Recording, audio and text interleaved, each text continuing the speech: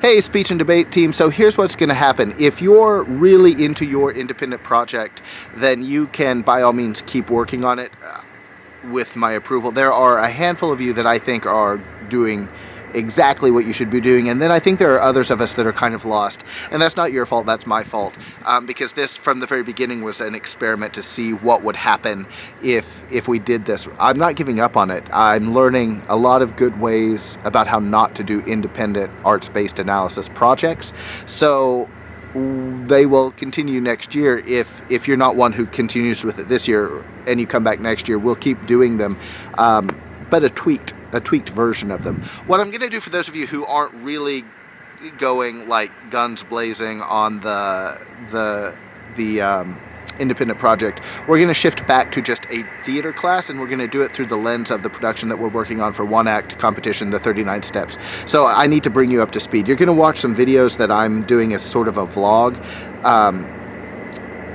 that I'll put out eventually, like not right now, probably over the summer, but you'll watch the early versions of those to sort of get caught up to where we are. Then you'll need to read the play and watch some Hitchcock movies. But just to bring you up to speed, so we're doing the 39 Steps. It is based on an Alfred Hitchcock movie. Alfred Hitchcock is a director. He's a famous director. He directed movies like Psycho and The Birds and Vertigo and North by Northwest and other famous movies that you've heard of, but you may never have seen. If you watch the TV show Bates Motel, that's based on the movie Psycho, so that might be an entry point for you that you'll understand. He is a master of filmmaking, but he's early, and by our standards, when you watch his movies, sometimes they feel slow and you're a little bored by them.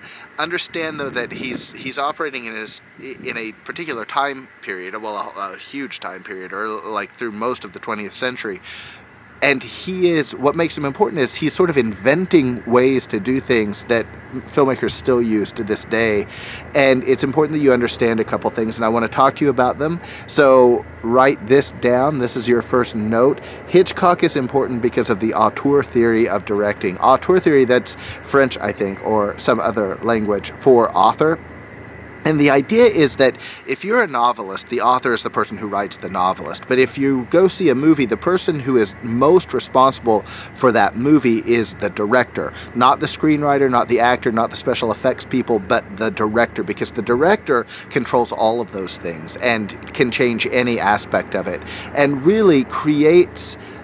So with Hitchcock and other auteur directors, you have to think of the film you're watching as really just a series of images. Like you go to a museum and you go to a gallery that is the Hitchcock gallery, and there are all of his paintings. So if you're watching Psycho, you might go into the Psycho gallery, and what you're seeing is important. The visual imagery is important. It's more important than the lines, and it's more important than the acting. How is he telling you the story visually?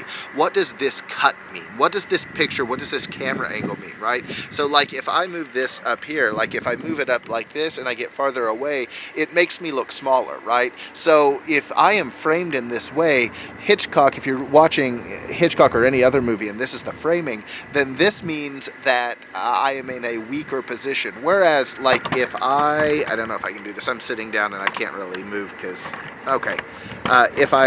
Oh, this is going great. This is going great. If I do this, right, like if I come up here, then I am higher in the framing. I'm crooked. And I'm also taking up more of the space, so I am dominant. So if it's like a scene between this character and this character is the dominant character, right? That's a really bad example.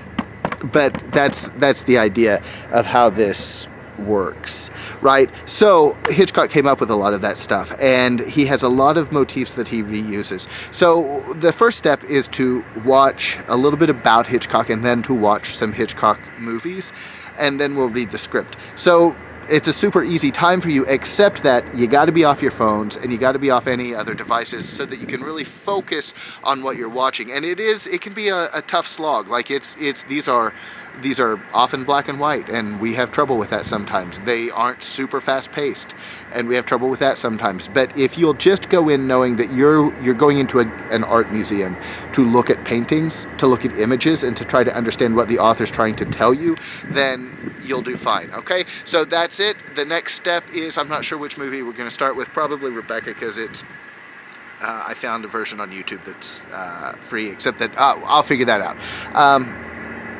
Okay, there you go. That's what we're doing. So, put away the homework, put away the phones, put away the Chromebooks, unless you're watching the movie on the Chromebooks, and onward.